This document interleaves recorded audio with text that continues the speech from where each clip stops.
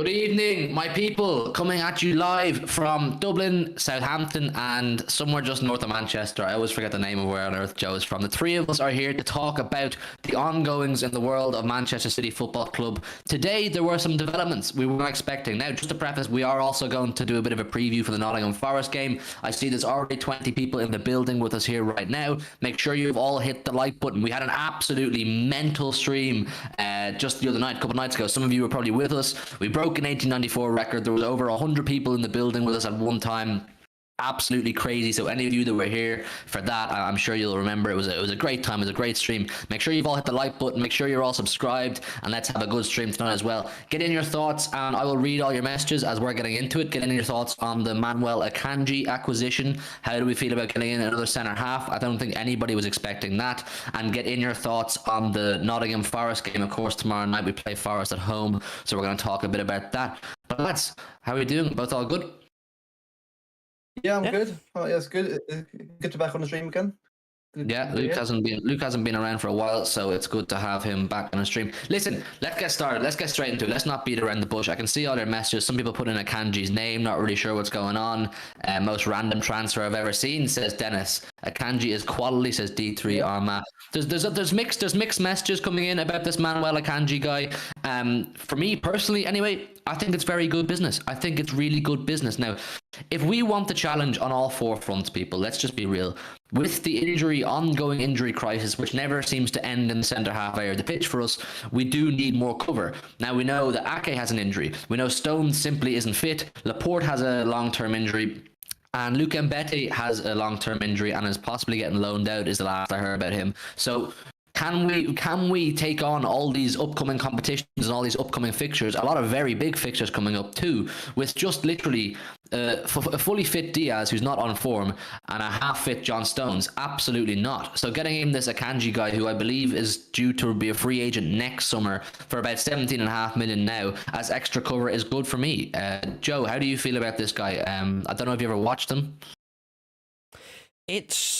I am really confused because genuinely is out of the blue. Like, there's a lot of times where you'll get a lot of build up, like there's a bit of interest, maybe we sent a scout over.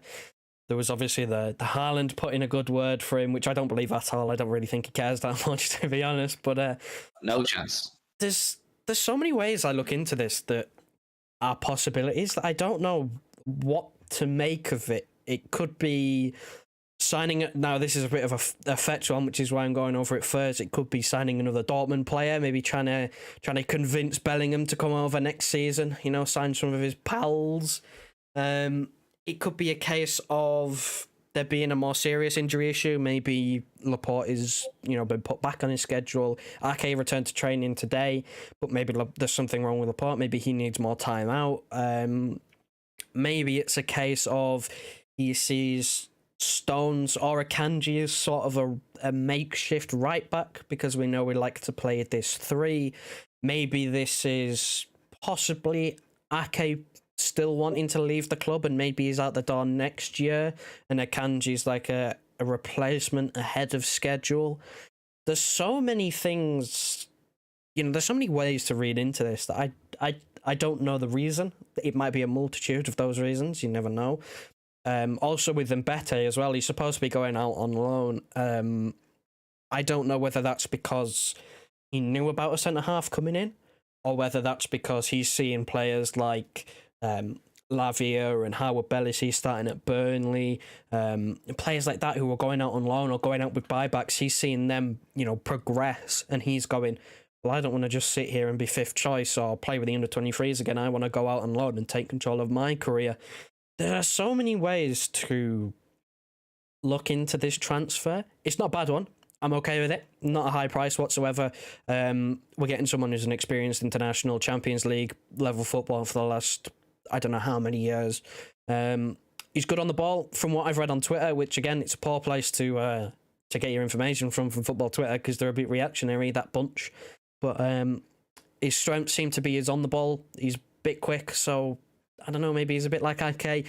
Can be comfortable on the ball, he's a bit quick, he's a bit taller than Ake, but I don't know, I'm not against it. Like, I will take it. We are going through, we seem to have an injury crisis every season where we're lacking centre-halves, and I think possibly similar position to Stones, that right centre half role, possibly filling in at right back because he's a bit quicker. And again, we played this 3, so I imagine he'd be able to play there.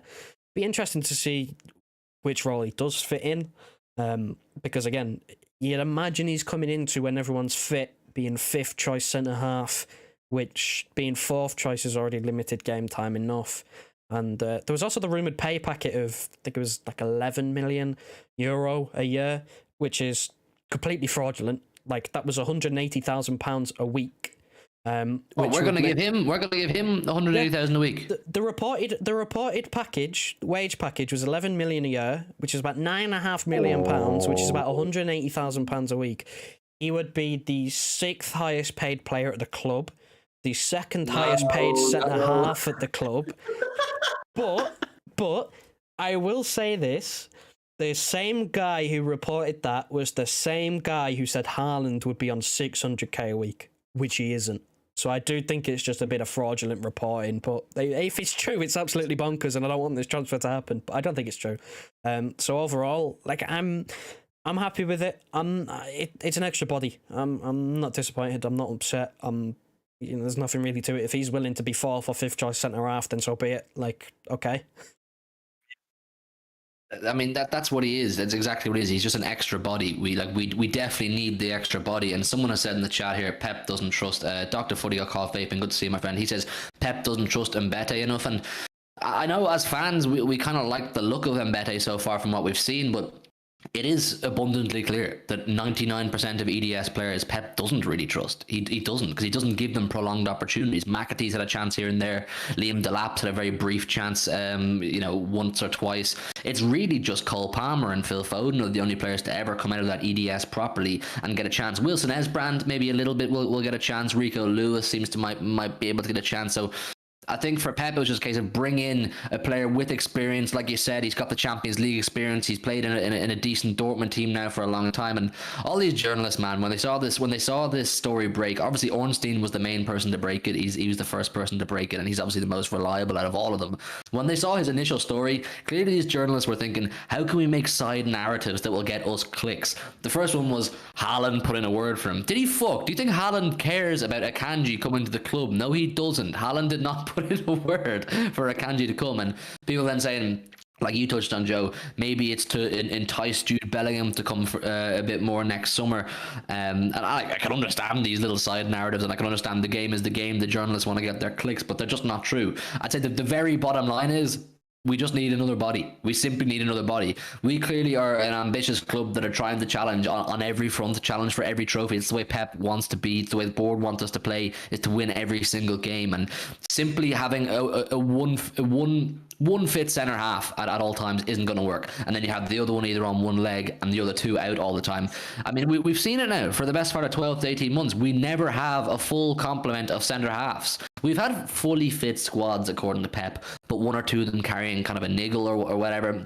So to have this extra body who can play maybe those Carabao games, maybe those FA Cup games, maybe a few of the Champions League games will be crucial. But do I see this guy coming in and being a first choice centre half? Absolutely not. No, I don't, because we already have 3 world-class centre halves, one very, very good centre half in Nathan Ake as well, and then an up-and-coming one in Luka Mbete. So this guy's not going to get his game time. He's simply here to, unfortunately, make up the numbers and be there when you're called upon. Like, I don't think this guy has agreed to come to City on the basis that he's going to be a first choice selection or he's going to be a regular fixture. I think he's coming on the basis that, yes, he'll get a bigger pay packet. Second of all, he will be part of a squad challenging for trophies. But third, and finally, the most important, he understands his role won't be first choice.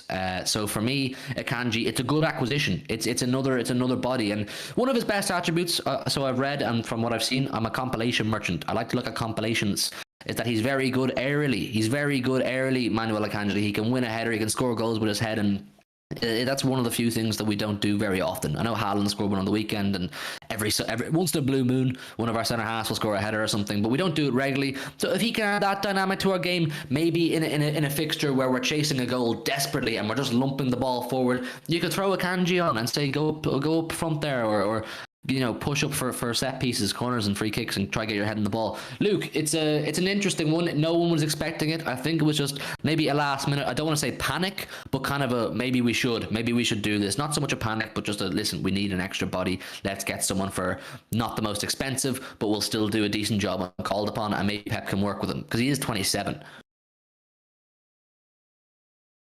Yeah.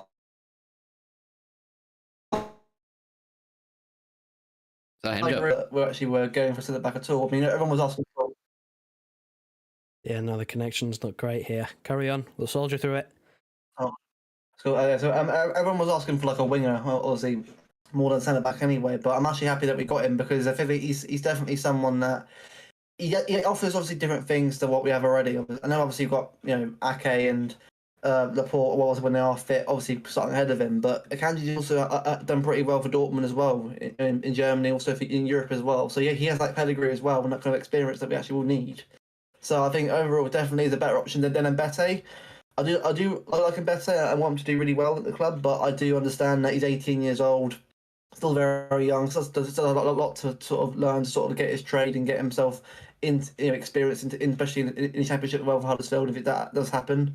So no, I'm very pleased that we've actually get this signing over the line because. Especially obviously with Ake and Laporte, obviously, Ake most of all, especially with his injuries as well, or even Stones as well, which is important to have that kind of cover when we need it. Yeah, it's an interesting one. I think the way we're going to move forward as a defensive unit is kind of up in the air as to what we'll do. We know, Joe, that Pep has tried this experiment we've spoken about where you tell both the fullbacks to bomb really high at the pitch and then you're leaving Diaz and whatever other centre half there is there very exposed with a lot of ground to cover. We've gone in depth about that and we've outlined our disliking to this experiment and we hope it doesn't turn out to be the case. But I think, for me, Joe, we're about to move into back three. I think we're about to move into back three territory. I'm not saying this is what it will be every week as a back three, but I think we will see more of it. We saw that when we moved to a back three, after Cancelo got taken off, and then it went to Walker, Diaz, and Stones as a back three against Crystal Palace, everything immediately became more calm and solidified, and there wasn't that air of kind of any sort of calamity could happen at any moment. It was just right, okay, let's just shore things up the back, and Walker, don't bother moving forward, just stay back and do your defensive duties. I think this is something we're going to see more of. I mean, unfortunately with Kyle Walker, what is he, 33, 34, when you're a pace merchant like him, I'm not saying that's his sole attribute, that's all he can do is pace merchant, but one of his best attributes is his pace. He's obviously a fantastic defender as well, on the ground, duels and that kind of thing, and making challenges, but unfortunately, with age, people, we know this, that you lose your speed, you lose your pace. It does dwindle, and eventually you lose it altogether. So maybe a role for Kyle Walker, similar to what he plays for Gareth Southgate's England team, is something we can expect more of in the future. Could we see a back three of Stones, Diaz, Walker, or Walker, Diaz, Laporte regularly? I don't see why not. And then you still give Cancelo or Gomez or whoever's on that left-hand side the license to move forward and be creative with the confidence and the sure ability that those behind him aren't being left exposed. I mean, we looked really dodgy when we're playing this 2-2 defense kind of thing, 2 back, 2 front defense. And basically the two lads at the very back in Diaz and whoever else, they look nervy, they look worried because there's so much ground to cover that they haven't had to do before. But listen, Joe, before you give me your thoughts, there's over 30 people in the building. Make sure you all hit the like button. It helps us massively. Like I said, we had a mega stream the other night, over 100 people in the building. Let's see, can we get it from 30 up to 50? I think we're on 30 likes as well. If you haven't done so already, smash the like button, subscribe to the channel, and get in your thoughts. As we're talking about this defensive conversation, obviously Akanji is now through the door. He will give us another option, or at least another body. How do you guys see us moving forward as a defensive unit? What kind of shape do you think we'll play? What kind of players will be favoured? And how does Akanji fit into this? But Joe, back to my point on the back three season is what I'm on about. Do you think it's a bigger possibility than it was before with the inevitability of Kyle Walker losing his pace? It's a combination of Kyle Walker just being more suited defensively, and with him naturally coming towards the end of his career and us signing another centre half. I'm saying this now because we saw it last season as well. Do not be surprised at all and actually expect John Stones to play as a right back, like more than he has done maybe in the past. Because if we're going to do a back three, he can play as a right back because in possession he'll be a right-sided centre-half. Like he did it for us last season. I think it's more of a possibility now. With us having now 5 centre-halves when they're all fit, Stones could quite easily get pushed out to the right-hand side. And with Walker not being able to play 60 games a season, and obviously you'd prefer right now to have Cancelo on the left because, I mean, that's where he's looked at his best when he's with us. I wouldn't be surprised at all. Or Akanji playing right back. I don't think he's ever done it before, but again, he's a bit quicker. And because our right back should be, with the players that we have, should be a right-sided centre-half when we have the ball. Not going forward, just sat there helping the defence, because you can score as many goals as you want, but if you leak goals at the back, it will cost you at some point. And, you know, I think the 3 just suits us better with the players that we have. It's why I think that someone like Laporte is so crucial to the way we play with this 3-back, because if you're going to play with those 3, it is so much better to have a left footer because he's going to be closer to the left-hand side of the pitch, almost as a left back at times. Like if we're caught on their counter-attack, the left-sided centre-half of that 3 is going to have to cover it left back at times. So it being a natural left footer just makes more sense. So I think that is also another reason as to why we're signing the centre-half, because we've got someone like Stones who could fill in at right back, someone like Ake who can fill in at left back. You know, we've got these players who can fill out in multiple different positions and allow us to essentially, if we do go through a crisis, we're not too hurt at the back. And again, like, I was very fearful of a Walker drop-off because last season, Fernandinho completely fell apart. The season before, we all wanted him to start that Champions League final. We were like, yeah, he's the man, not Rodri, he's the man. Start the next season after that summer break, completely different player. His legs just went, like, it wasn't like a gradual drop off of pace or a gradual decline. He just went. And I'm terrified of that happening to Walker, because if it does, we don't really have a backup plan. Our backup plan is moving Cancelo to that side, which, I mean, he's not going to perform the defensive duty. Will Gomez perform the defensive duty in that 3-back? I don't know. So we don't really have necessarily a backup plan, which is why I think Stones might get more minutes there, and there'll just be a lot of rotation, a lot of switching about, and it's football. You learn quite quickly that football is essentially a positionless sport. There is no real such thing as positions. It's more roles, the roles that you have to play with them without the ball. And I don't want to bore people with tactical talk, but you know, whoever plays at right back, given this current system, is essentially a centre half. So we could afford to stick a centre half there and still be all right. So I think signing an extra centre half, yeah. And obviously with Walker, it's something that you've just got to watch and you've just got to manage. You can't predict these things. You can't predict when he's going to lose all his pace and when he's going to have completely fell off a cliff.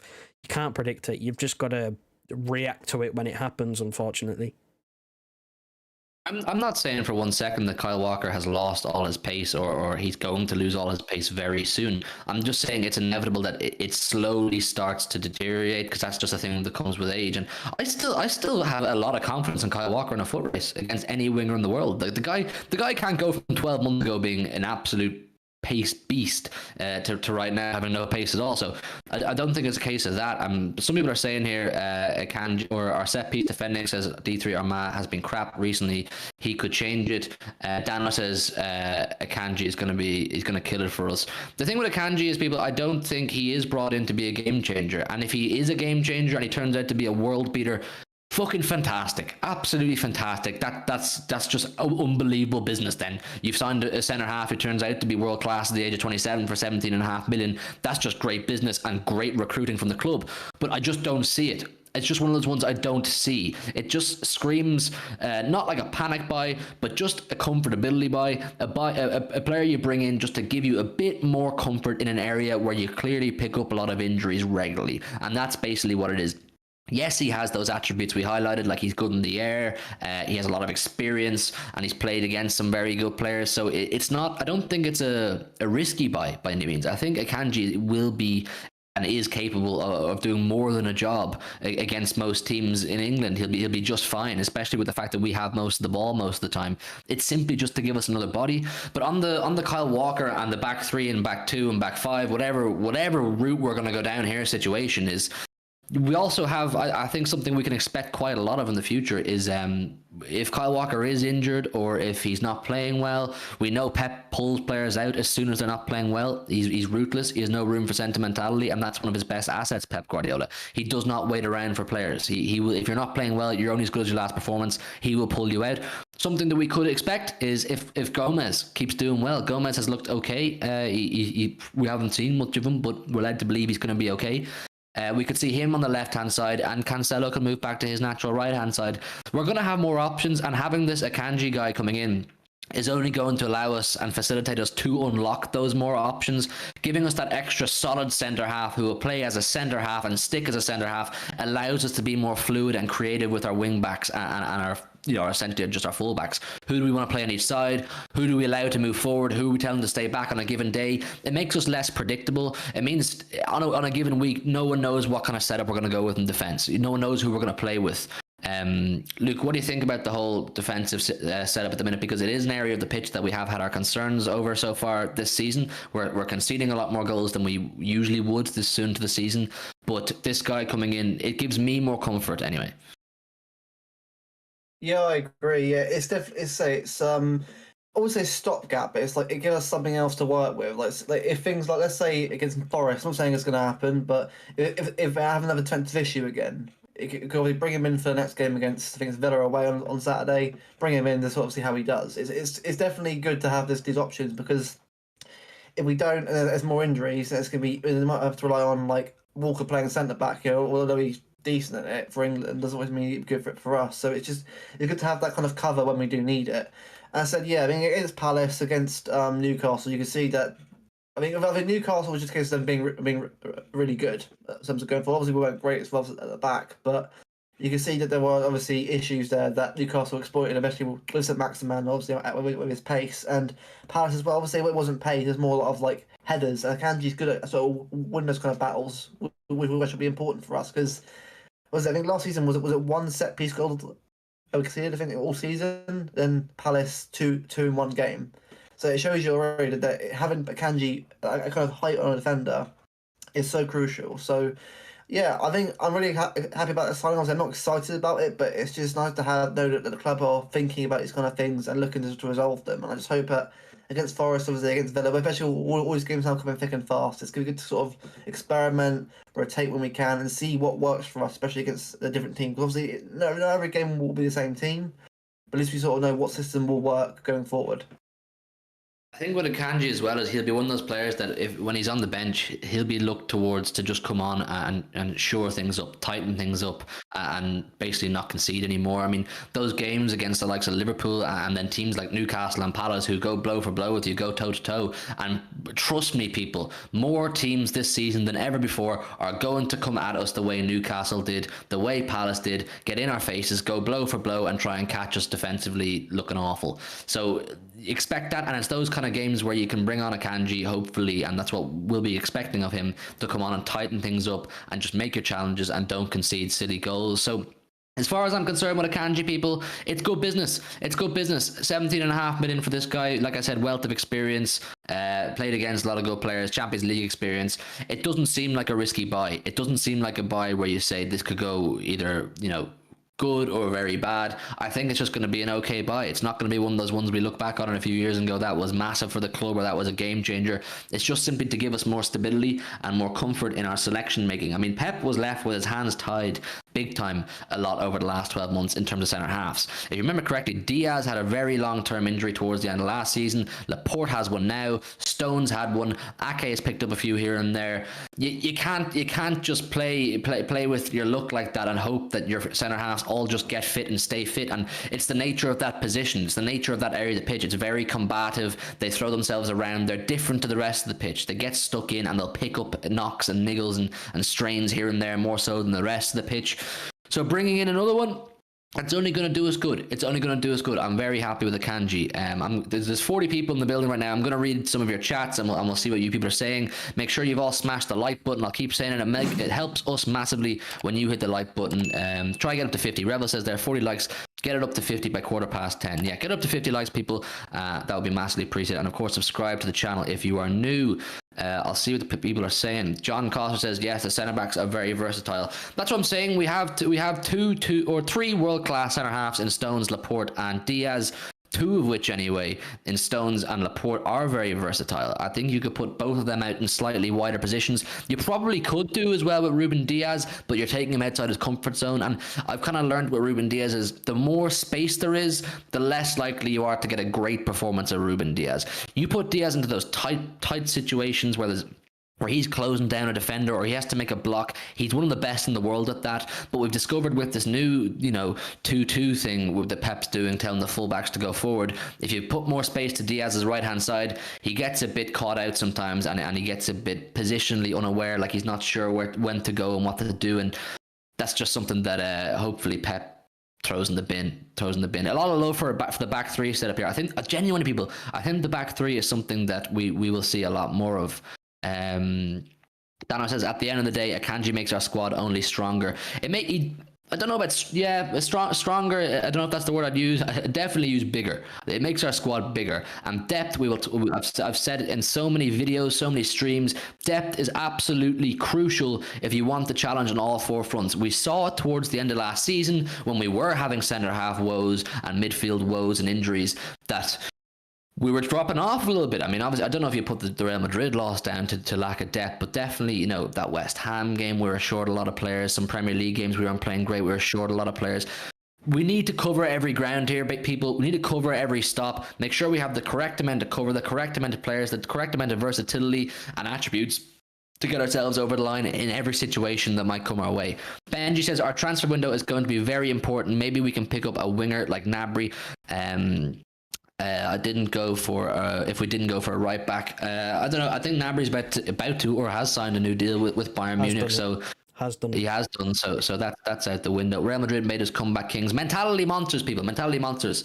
But listen, like I said, 40 people in the chat. Keep smashing the like button. It's massively appreciated. We're going to get into Nottingham Forest now, people. I think the centre half talk, we've said all we can for now. What's left is to see how Akanji gets on. I don't think there's been a here we go, and he's not been announced yet. I think someone said in the chat there's a medical due tomorrow morning. So listen, let the guy come in. Support Akanji, people. Get behind him when he arrives at Manchester. If you're a game-going fan, get behind him, cheer his name, show him love, welcome him to the family. Support all the players and make this guy feel absolutely no different. That's all we can do when we do our part, is just keep supporting them. If he starts slow, keep supporting him. If he starts fast, keep supporting him. Let's get into it, Joe and Luke. Nottingham Forest is our next challenge in the Premier League. We're just off the back of a big 3 points against Crystal Palace. That could have gone very arse ways. We talked about that in depth on our stream on Sunday night, wasn't it? But listen, should it be an easier test? I don't know. I think we need to start off by saying Nottingham Forest have had a very good transfer window. Obviously, when you're newly promoted, you need to do what Nottingham Forest have done and not what Bournemouth have done. Why have Bournemouth just sacked Scott Parker, and why have they started so poorly? Because they've signed sweet fuck all, or at least nobody of any great note. They let go of a huge amount of players and they didn't bring anybody of any great quality in, and it's left them short, and they're being exposed really early doors in the Premier League. At least Nottingham Forest, whether you think Jesse Lingard is a good signing or this player or that player is a good signing, at least they're bringing in Premier League standard players, which gives them a much bigger chance of survival. Now, of course, they haven't had the very best start of the Premier League, but they haven't had the very worst either. Joe, I don't know what to expect from this fixture, other than the fact that simply that it's in the Etihad, we should win it, and we have more than enough quality to beat anybody in the world. So that gives me enough confidence going into this fixture without being too much of a dickhead about Forest. If it was away, I'd feel different. If it was away, I would feel different, because their ground is obviously, if we were coming to town, it would be absolutely hopping under lights on a Wednesday night. So I'm grateful it's in the Etihad. But listen, like I said, people, our predicted starting 11 is up on screen. You can see it there. We're going to get into all that. We're going to talk to you about why we chose each players as well. But Joe, going into Nottingham Forest tomorrow night, what are your initial thoughts? I know you're a bit more of a knowledgeable guru on the other clubs in the Premier League than myself, so let us know what you think. Yeah, I mean, their stadium, when they played Spurs at the weekend on Sunday, I think it was Sunday evening, I think they had the later kickoff, was absolutely rocking. Like, it's not a very friendly place to go. You don't want to go there when if they're fighting for survival or whatever, and I don't know when we play them. If it's at the end of the season, then I might worry a little bit, because if they're still fighting for something, then their place is going to be absolutely rocking. But Look, unbelievable transfer window. It's not a good one. It's an unbelievable transfer window. They are about to make signing number 19 with Willy Bolly from Wolves. 19! That is more than our senior squad at this current moment in time. Joe, can I cut across you? Sorry, I'm really sorry. I just have to ask. Is there any truth in this Lodi from Atletico Madrid to Nottingham Forest? It's done. It's done. Loan. It's done. They loaned him in. Forget over my head. Forget Premier League level. They are signing some Champions League level footballers. I don't know what is going on. I don't know what they are on at Nottingham Forest, but they are doing an absolute madness over there. Saying that, they still have Jack Colback as a contracted player. So calm down.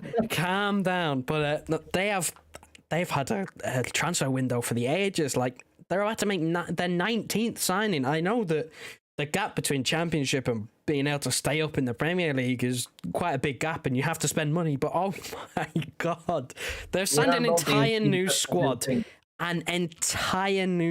pretty much, just to stay up. That is just to stay in the Premier League. And they might not even do that. Let's be clear. You never know what's going to happen over the season. They might not do that. And it might turn out to be another Fulham where they go and spend a lot of money and then they go down. But no, listen, I'm glad we're at home. I think it's a good time to play Forest, because even though you look at the names that they're bringing in and all these fancy new signings, we talk about us still having to gel with the squad. We're only having to gel with like one player at a time. We're only having to gel with Haaland up front, which, albeit it's a big change because it's a number 9, something that we haven't had for a while. There's a lot of times where Forest are having to bed in 5-6 different players at one time. I don't know how the chemistry is within that team. So I think playing Forest, it's a good time to play them right now. I think if you're going to play them, you want to play them early on before they get settled as a team and before they properly gel together. Because I mean, if you look at some of the names on the that Forest have at the moment, then it's terrifying that is a newly promoted club. But no, I think it's a great time to play them right now. I mean, it could come and bite me in the arse. Let's be clear. It won't be the first time, but I'm confident again. Flip that up, people. Listen, we're at home. We should be, as a title challenger, we should be aiming to win every single home game. Go unbeaten at home. We want to make this a fortress. We want to make it not a nice place to come. We want to make it so that we don't lose at home. And that gives you a good standpoint to go on and win the league. We saw it with Liverpool. They haven't gone and won the league. They did it once. But they're constantly unbeaten at home. Constantly at home. You cannot win at Anfield. There's something about it. I want it to be the same here. I want teams to come here and for us to go, yeah, it's a routine win. You know, we're at home. We should be winning this game, man. I think with this one against Forest, no different. Again, like you said, if you look at the team sheet, there's only one real difference from what I think the majority would class our strongest 11 that we have available to us right now, with the players who are fit. Whether it will be that, I don't know. We've got, I think it's like 6 games in the next 3 weeks or something until that international break. 3 of them are Champions League games, I'm almost certain. Maybe one of them isn't. I know it's Dortmund and Sevilla. I don't think we play Copenhagen, actually, but it's a lot of fixtures. This is when the midweek games kick in now, so I won't be surprised to see rotation throughout this period at all. I think obviously the biggest one here is Haaland not starting. If you're looking at any of the games on paper, it's probably this one. No disrespect to Forest. It's a newly promoted team at home. We should be beating them. We've got Villa next, Champions League games coming up.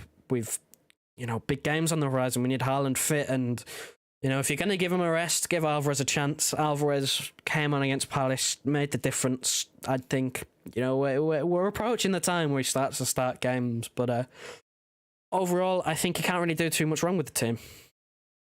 Listen, let's backtrack for a little bit, right? Let's go back to this for a second, because it flew over my head completely. I knew I knew it was in the works. I knew it was becoming a real possibility, but I didn't know it was done. Lodi to Nottingham Forest. Okay, this guy has traded in Champions League football to play for newly promoted Nottingham Forest. If that isn't a testament to where the Premier League is at right now, I don't know what is. Listen, I tip my hat. Well to Nottingham Forest. That is an absolutely phenomenal signing. I mean, we were linked with Lodi briefly at one point. Top 4 clubs have been linked with Lodi. He's a serious operator. That's a big signing for them, who's not only going to bring in experience for them, but bring in quality. That is a big signing. It's a loan with a £25 million option to buy. If they stay up, they only need to pay $25 million and they get to keep him. That is absolutely absurd business. I'm sorry. Champions League quality player that has been linked with us, 25 million option to buy if they stay up and can afford him. That is utterly ridiculous. Lodi's going from Jimenez at centre back to Steve Cook.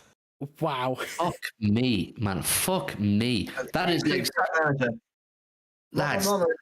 Just saying. FIFA transfer window. That's a FIFA transfer window. Basically, Steve Cooper has selected the £200 million transfer budget and has gone for that. Fair play. Can't knock it. Listen, Steve Cooper and the board at Nottingham Forest, whoever their director of football is, has done an absolute fucking... They've had an absolute stormer. They've absolutely smashed it. And someone makes the point here that they've made... Who is it? Beyond Belief says, what does signing 19 new players say about the team that got them promoted? Unfortunately, Beyond Belief... I get what you're saying.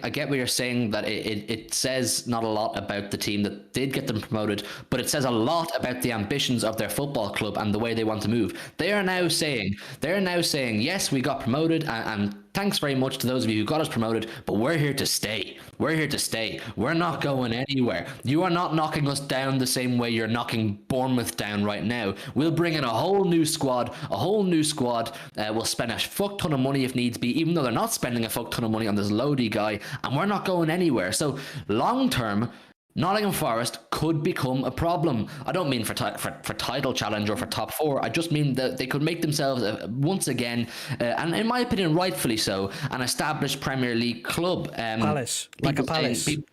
Yeah, like a Palace or an Everton for a long time there. I know they're not going through a great time, but that kind of club who were just constantly, Southampton as well, always in the Premier League, rarely get relegated, and they're here to stay. People talking about will Lodi start? No, thankfully he won't start. I think it's too soon for him to start this game. I don't know. Maybe they'll say City are in town, so we should start him, or we're going to City, so we should start him. I don't think he will. But listen, that is good business from Nottingham Forest. Listen to all the Nottingham Forest people out there who come across this stream.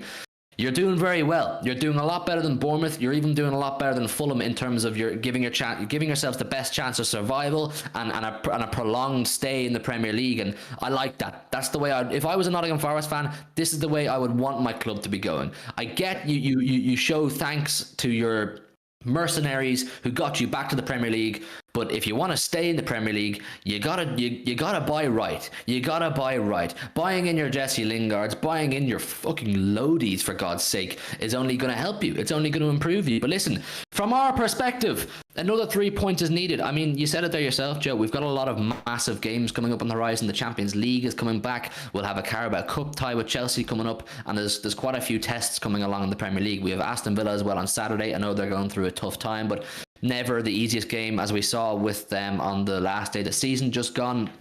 But listen, for us, it's about getting the job done. Is there room for experimentation here? I think usually my answer is no. I will always say that you should put out your best starting 11 in any Premier League game regardless, because of how high the standards are in the Premier League now, because we've seen that to win the Premier League, you need 93, 92 kind of points, that kind of range. You just got to put out your best 11. But if there was a game early doors in the season where you can try things out, it is probably this one. And that is, once again, no disrespect to Forest. We're just catching them at a good time. I think if we were playing away, we wouldn't experiment at all. We would go with Haaland up top. We'd go with our best defence, best midfield, and just go in to get the win and get out. But we're playing on the Etihad, so the place to start here, I think, is with Alvarez. Most of you want to have this conversation. Why have we chosen Julian Alvarez for this? Because the guy is due a start. The guy has warranted a start. He's due a start, and he was not brought in to be a bench player that will only come on when we're winning 6-0 or it's a Carabao Cup game. This guy has been brought in to be a superstar at this club, and it's now time he got a chance to show it. Granted, 90 minutes isn't the best or the longest amount of time to show what you can do, but he's deserved this opportunity at least, so we think he's going to do it. Now, there's every opportunity or every possibility that Pep will just go with Erling Haaland because he wants the 3 points and just get in, get out kind of thing, worry about the next game after. But Alvarez has looked really good when he's come on, Joe, and I think it's time that we saw what he can do when given the nod to start a game. Yeah, I think it's literally that simple. Of there aren't many games coming up where you can afford to rest Haaland because he's going to have to play if we want to win every single game. And Alvarez at the moment, he just needs to be given a chance. He needs to be given a game. He's proved in the... I want to get this name right because I didn't actually in the last stream. The Spotify Camp Nou, full title. Get it right! That he scored there, albeit keeper mistake. And he comes on against Palace. He doesn't actually get a goal and an assist, but he plays well. He helps with Haaland's, I think it was Haaland's first goal. I think he just should be given a chance now. I think, again, like I said, you're not going to have too many opportunities to rest Haaland with the World Cup, this ever-looming World Cup that we always speak about coming up. They've got 3 games a week for pretty much the whole season. So Haaland cannot play 3 games a week till the end of the season. He will probably get injured, to be honest, because he's a bit of an injury-prone player. Like, that is just inevitable at some point. You know, players cannot go uninjured. But, you know, being able to see Alvarez in action from the start of a game, see, we know he's an energetic player. How is he going to transmit that to 90 minutes of football? Is he going to be Duracell Bunny? Is he going to be running like a headless chicken for 90 minutes? You know, how is he actually going to play if he starts a game of football? I think something that we need to see, because, again, like I said, if Haaland has to drop out the team because he's got a slight knock, we need to know we have a capable backup centre forward who can put the ball in the net. Obviously, Alvarez, I've touched on this before, Alvarez can do different things. He's not a Haaland. He's not big. He's not strong. He's not blessed physically. But he can do other things better than Haaland. He can link up the play better than Haaland. He's better technically with the ball at his feet. Because that's something that, because he's not gifted with being 6'5" and absolutely massive, you know, he's not totally dominant in the air and he's not bouncing players off him every now and then. So he's obviously needing to refine his technical abilities to be able to play at this level. So I think it's going to be, one, interesting to see whether he does play at all. Like, this is Pep we're talking about. He said, you will see tomorrow. How do you read into that one? But the 2 main things I'm looking out for is when he does start is, how do we play? Do we change how we play with Haaland? I think we will. And how does he play just as an individual player? How does he get on? You know, is he capable of playing at this level? Is he as clinical as we think he is? That's, you know, what I'm looking out for, what he can contribute, because, you know, we haven't seen a whole lot, and I think it's about time. I think he deserves the opportunity, and what it will give us as fans is, of course, the excitement of seeing Julian Alvarez properly for the first time. I mean, when he came on against Crystal Palace, he opened up and created space in ways that wasn't being created in the first half. He showed that he can add a different dynamic, and we said this all along when we were signing both Alvarez and Haaland. It wasn't on the basis that they would both do the exact same thing. They were both brought in to, yes, primarily score goals, but both to unlock different ways we can score goals and different dynamics. Like I kept speaking about dynamics. Alvarez adds different dynamic, and it will be something different. He won't have that same kind of aura about him that Erling Haaland has, where he'll frighten the lights out of centre halves, but he will cause them problems. We have every reason to believe he'll cause problems. Luke, what do you think about the Alvarez situation? If he is to start tomorrow, what would you expect and what would you like? Well, I like him to sort of just, well, obviously score goals, which is obviously the main thing, but I think it's interesting to see how he plays as the main number 9, obviously, in this situation, because obviously we've seen how good Erling has been. It's unbelievable. Even when he hasn't scored against Bournemouth, he got an assist. He's been brilliant every game he's played so far. So obviously Liverpool, Community Shield, but every league game he's played has been unbelievable. So I've really been impressed with Alvarez every time he came on the pitch. Yeah, so as Joe said, he offers something different to what, you know, Haaland offers, and that's something that would be great. I mean, even if he plays 2 up front, well, I don't think he will tomorrow, but even if he does, that combination will be so deadly, because both of them are so, like big man, little man kind of style, but it's so different technical abilities, which would annoy and also double defenders. So I just want to see how it works. Obviously, if it's Foden and Mahrez, Foden and Bernardo, I'm interested to see how that kind of works up front because I said like I don't want to compare him to Aguero obviously because Aguero's first season was brilliant as well, but Alvarez obviously is a brilliant player in his own right. And I just really hope that tomorrow he really sort of shows how good he really is tomorrow. I know it's Forest, but it doesn't matter who you play in Premier League. It's still a difficult game, even if it's Bournemouth at home. Bournemouth have been crap recently, but it's still a Premier League game. You have to win what's in front of you. I hope if Alvarez does play tomorrow, it's a real. He can really sort of show how good he is, and how much he can offer in comparison to what Haaland can offer. I'm going to have a quick look at some of the messages in the chat here, people. I can see the chat is popping off, so it's only right that I see what you people are saying. People are saying to look at Fabrizio Romano's latest YouTube video. Moji says, big up Hugh in the panel. Yes, Moji, it's my guy. Great to see you, bro. Apparently, we're one like off 50 people. Someone who hasn't already hit the like button, smash the like button and get it to 50. That would be absolutely fantastic. Massively appreciated. I'm reading here. I don't know. I obviously haven't seen Fabrizio's video. That Romano says we're still interested in Gvardiol, who is obviously heavily linked to the move to Chelsea right now. I don't know. I can't see us going in for Gvardiol because of the price tag. They want 90 million euro. I can't see us going in. I think our business is done. I think once we get Akanji in, that is absolutely our window done. And listen, people, tell me in the chat, how do you rate our transfer window out of 10? You're looking at Phillips, Alvarez, Haaland, Gomez, Ortega, and possibly now, or looking like it's going to be Akanji. How do you rate that out of 10? 6 players. Then we lost Zinchenko, Sterling, Jesus, and a load of EDS players. How do you rate that out of 10? For me, it is at the very least a 9.5 out of 10. An absolutely fantastic transfer window. But Donna says Pep will sign a 20-year contract extension at 100 likes. If we get 100 likes, I will personally assure you Pep signs a new extension. He's 8th in the league. He's 8th in the league. Raheem Sterling, he's 8th in the league. Listen, what happened? What happened to Chelsea, people? What happened to Chelsea? Thomas, too. You people who are around here a lot, you know exactly how I feel on that fraud Thomas Tuchel. Absolute fraud. No style of play, no tactics, can't get a tune out of his attacking players. He's a fraud with far too much credit in the bank because of the fact that he won the Champions League that year they beat us in the final. Do I come across like a salty City fan because we lost that final? Possibly. Do I care? Absolutely fucking not. The guy is a fraud and he's being found out. If Roman Abramovich was still the owner of that football club, Thomas Tuchel would have seen the axe by now. He would be done after they lost 3-0 to Leeds and now they've lost 2-1 to Southampton. Absolute fraud. Raheem Sterling, I hope you're enjoying 8th place and I bet you wish you signed that shirt now. Moving on swiftly. Nottingham Forest.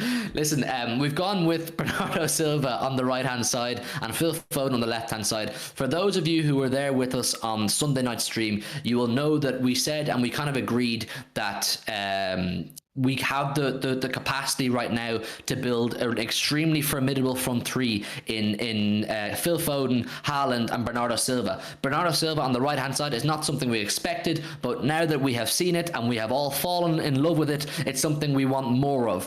Riyad Mahrez, we agreed once again that he's struggling, he's not on form, and we don't know what's going on. I told you all to keep supporting him, don't get on his back, but it's a strange one. We don't know what's going on there. We didn't go with the front three that I said in Foden, Haaland and Bernardo this time because we just want to give Alvarez that chance and we kind of hope Pep will. But Bernardo on the right-hand side, Joe, talk to me. It's something that we just want to see more and more of. Right now, at least, anyway, because no one else seems to be able to fill in that role as well as he does. Pep said it in his, I can't remember whether it was straight after the Crystal Palace game, whether it was before the Forest game, or whether it was both. He's a player that can play in 4 or 5 different positions and is willing to do that, and that is why he's such a unique player. He will play any role that you give him, and I mean, at the moment, the right-hand side is his role, because, I mean, Gundogan and Kevin De Bruyne, between themselves, the way they started this season, obviously De Bruyne less so against Palace, had a poor game by your standards, but over the the course of things, far too good to drop individually. They start for every other team in the league. Let's be real, we have that much quality. They start for every other team in the league, which means where do you put Bernardo in? You don't really want to drop one of them. You move forward to the wingers. We don't really have wingers as such. They're more wide midfielders. Foden's a natural 10. Grealish is a natural 10. Bernardo Silva's a natural 10. Mahrez is the only natural winger there, really, and he's not really cutting it at the moment. So, with the fact that we've gone for Alvarez through the middle, you can't play him there either. I think Bernardo Silva on the right, Start him there. See what he can do when he starts him there. He started him there against Newcastle. It worked. He was man of the match, goal and assist. He moved him there in the second half against Palace. We ended up winning the game. Like, just start him there. Just that is his position now, with the midfield that we have right now being too good to drop, and Bernardo Silva still needing to be in this team because he is so good. You put him on the right because, again, like I said, Mahrez, he's not cutting it. Foden, you could put him on the left.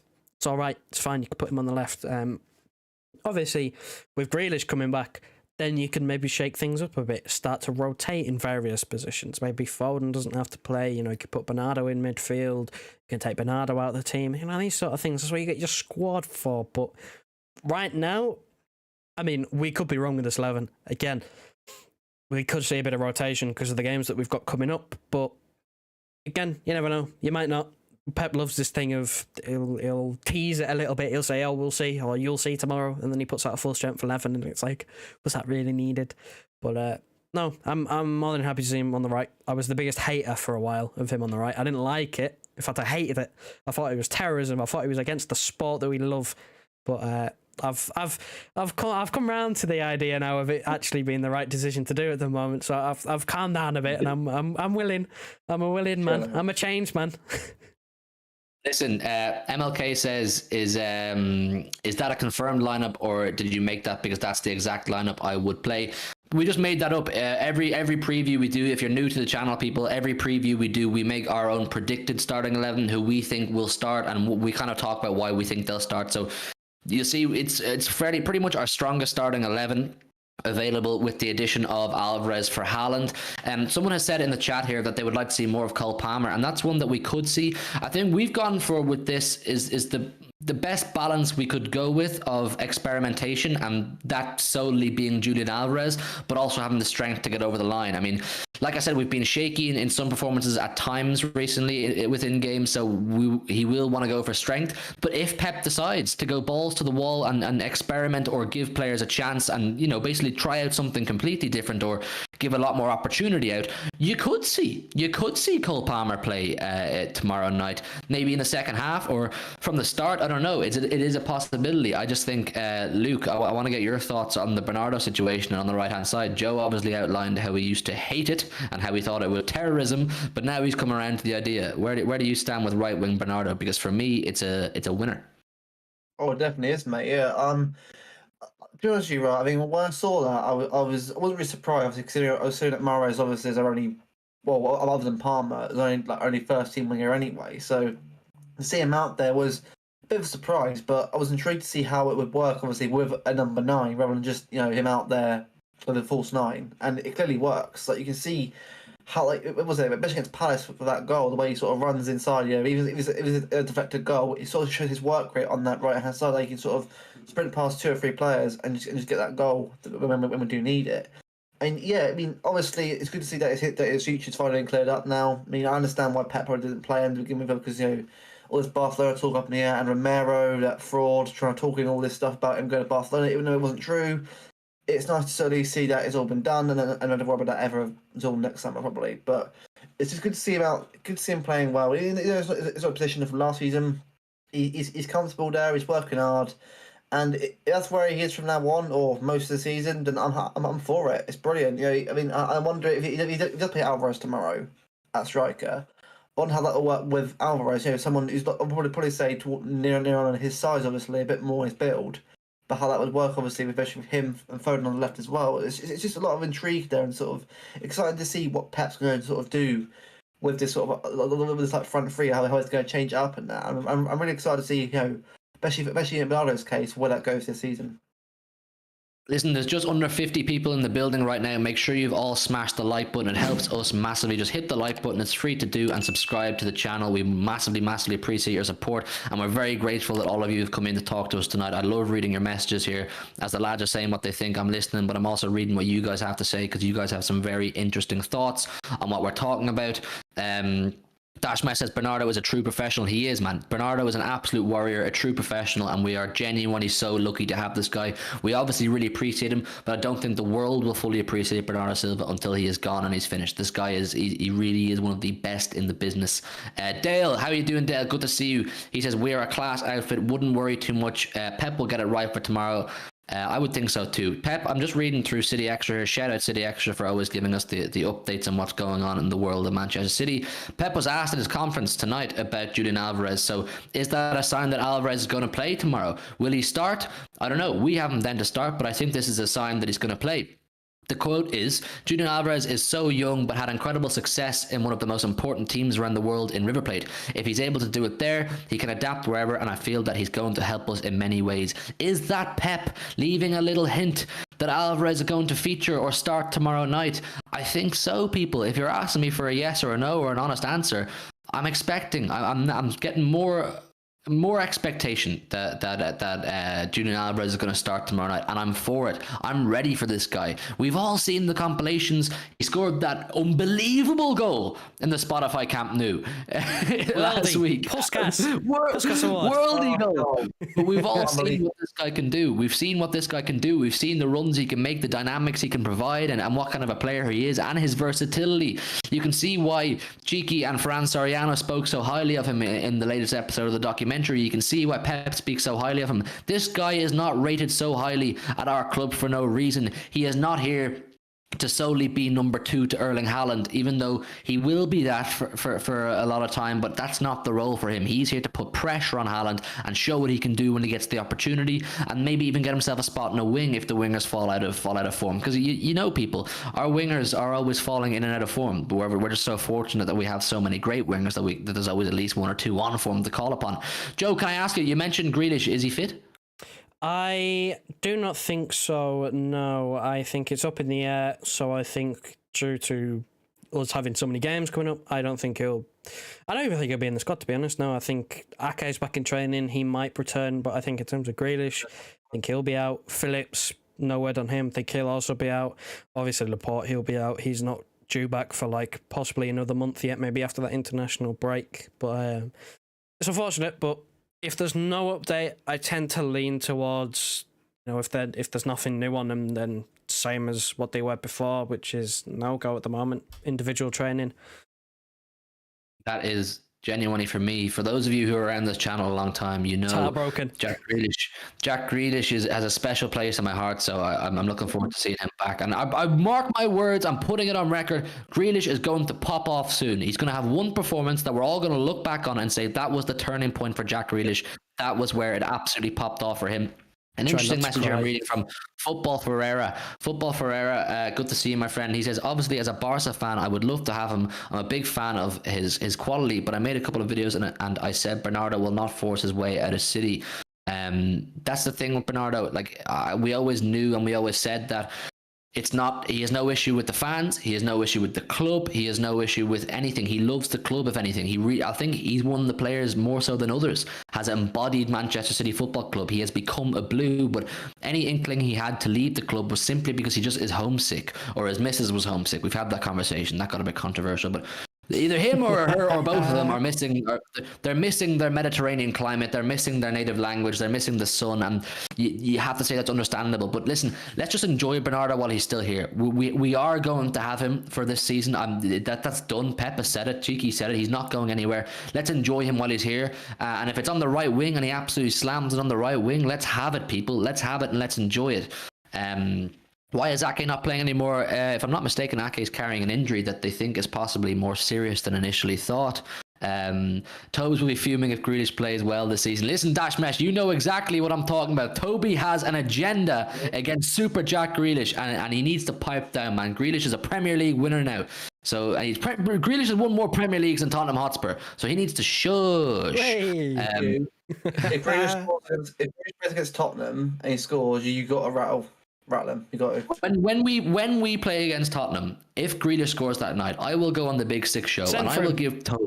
I will give Tap-In Tobes the biggest smoke he has ever seen in his life if Grealish scores against Tottenham, people. If that happens, I promise you, I will go ham on that show, because the agenda that guy has, the agenda, though, it's not just Tobes. It's not just Toby. I want to put it out there. A lot of people are on Grealish's back all the time just because he's not getting the stats. We know, you know, I know. If you watch City regularly and you watch Grealish regularly, he's doing his thing. He's learning. He's actually playing well. He's actually playing well. He just doesn't put the ball in the back of the net enough. But that's coming. I promise you, people. Mark my words. There will come a game very soon that we go, yes. That was the game where Grealish turned it around, and from then on, he was one of the main men. But yeah, listen, Jack Grealish, I'm looking forward to seeing him back. But in terms of the rest of this, the rest of this team we've chosen, you all know why we've chosen this team. I'm just hoping that with the defense we've gone with, that he does go to either a back three or else he just tells Walker to play the same way he did last season and doesn't tell him to bomb forward. Luke, any thoughts on that starting 11? Obviously, Gundogan, De Bruyne, Rodri midfield. I would expect a little bit of an improvement on De Bruyne from the Palace game.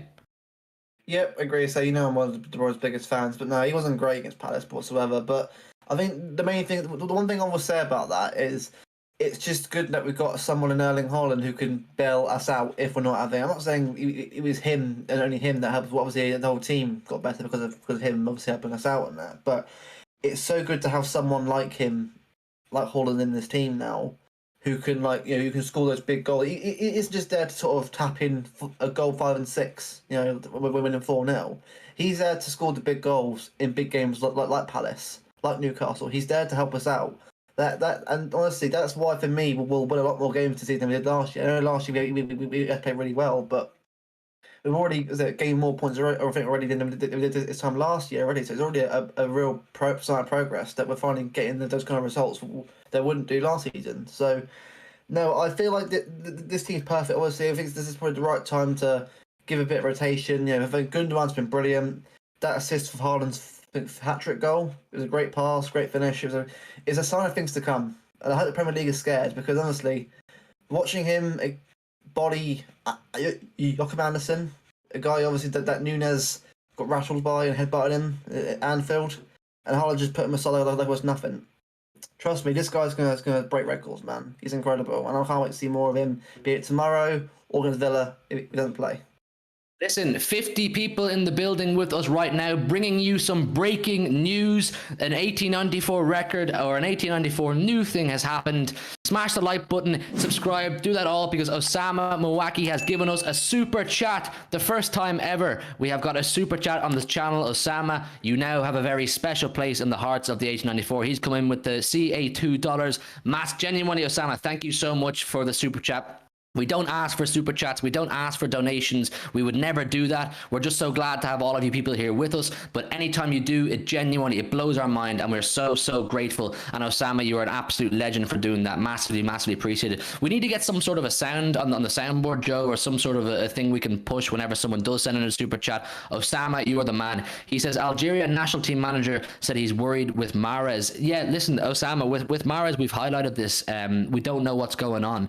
I don't know, is there a mental thing there? Is there something going on in his life, or is it just a confidence thing? I also said a while ago with Mahrez that he's one of those players that takes some time to get into consistency, to get into form. He's not one of those players that when he comes back from an injury or he comes back from not playing, he'll just come in and drop a 10 out of 10 performance. He needs to grow back into it. He needs to play consistently to get back into form. And I don't know, he's going to struggle, Osama. He's going to struggle with Bernardo playing on that right-hand side so well. And when Grealish comes back, we could see Foden on the right-hand side and Cole Palmer can play on the right-hand side. There's a lot of competition there. And I can see why, Osama, I can see why the Algerian manager is worried because he's the main man. He's Mr. Algeria. He carries that team. And I don't know, can someone tell me, are Algeria in the World Cup, yeah? No. No. Well, okay, well then maybe he just cares as a... No! Mojeez! Mojeez coming in with the CA20. He says, my guy, here's hoping this starts the super chat train. Mojeez, what an absolute legend. What an absolute legend, Mojeez, with the CA20. My guy. People, for those of you who haven't seen Mojis before, he is a loyal supporter of all the City channels. He is a big blue. He's always showing love to all the City channels, City Extra, all the main guys. Mojis is always there showing love. Yeah, can we get some W's in the chat, people? If there's 50 of you there, get some W's in the chat for both Mojis and Osama for showing love. Like I said, the super chats, when they come, we massively appreciate them. You guys, honestly, just having you here talking to us, it's the main thing. But these super chats are mind-blowing if they come along. What a legend, man, Mojis. You're the guy. Osama, you're the guy too. But yeah, listen, with Mahrez, the national team manager is worried, obviously, because he wants his best player to be on form. But we've gone with this team. Because we think it's the team that will get the 3 points tomorrow night. Joe, any thoughts on Bernardo, on Mahrez, on the defence I spoke about? I'm a bit blown away right now with the whole chat situation. I think in the back of my mind, in terms of Mahrez, is deep down, I don't want to believe this is an issue because I hate saying this about players, but I've seen it with Aubameyang. I've seen it with Salah. I don't want to be saying we're seeing this with Mahrez, but players get new contract, pay rise, and the performances just dip.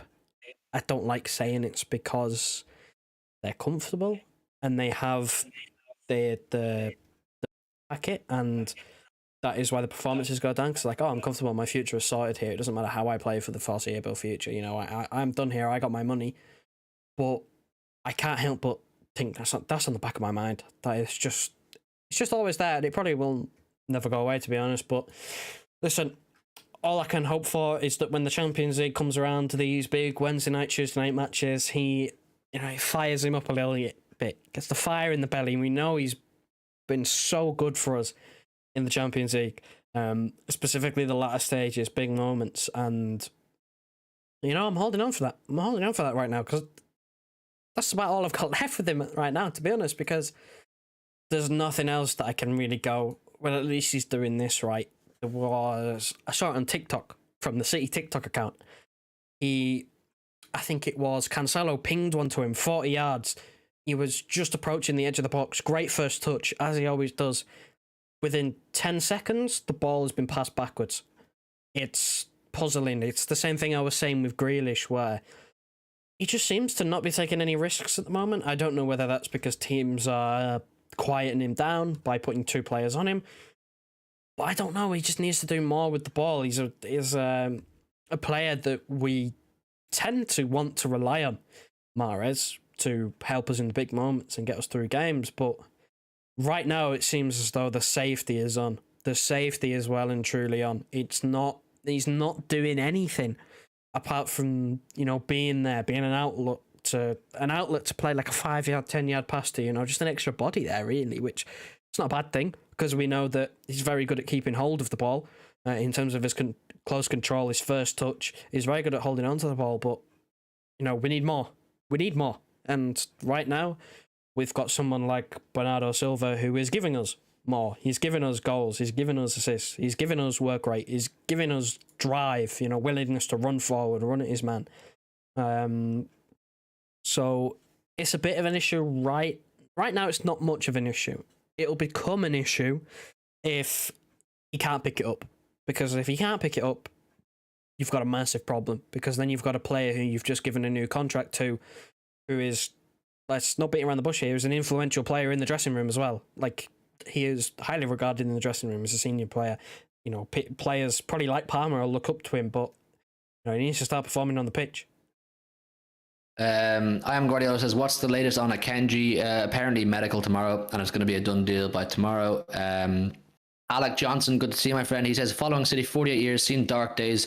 Was there work to do? There was work too, but these days are heaven. Plenty more trophies will come, no doubt about that. Absolutely, that is the positivity we need. Listen, as far as tomorrow night's game goes, we want a good performance. I think we all know, if we're not being too arrogant and we're not being dickheads about it, we are more than good enough to beat Nottingham Forest at home. This should be a formality. This should be a straightforward win. But what do we want to see? We want to see an improved defensive setup. We want to see the defenders not giving away leaky goals, not looking nervous, not looking caught out. We want to see the midfielders looking creative and on the ball. We want Rodri to be moving around nicely, creating play, breaking up attacks when needs be. We want from De Bruyne We want him to just look more like himself. We don't want him to go back to that business he was doing versus Crystal Palace, forcing passes, trying Hollywood balls. Do the basics, and when there is something special on, he's more than good enough to take it. We want an overall good performance. That's all we want. And we want, if there is to be experiments, we're looking forward to seeing them. We want them to work out. But mainly, people, it's just get behind them. I see a lot of people talking about Mahrez in the chat, people saying he'll come good, of course, and that's what we want. I want all of you in the chat to stay positive about Riyad Mahrez. Support the guy, show him love. If you go to the games, like I said, cheer his name, clap him on, show love to all the players.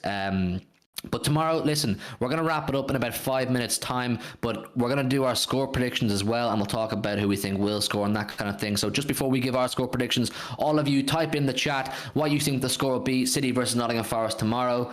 I think it should be a straightforward win, and it's going to be interesting to see who Pep chooses. There's not much more you can say about this game. I think there'll be talking points after, obviously, because we'll have seen who played and who played well and that kind of thing. But listen, Luke, I'm going to start with you. Tell me your score prediction for tomorrow, and tell me who might score one goal. Okay, yeah. Before I quickly do that, I'm just going to. I've got 2 stats to sort of look out for just for tomorrow before the game.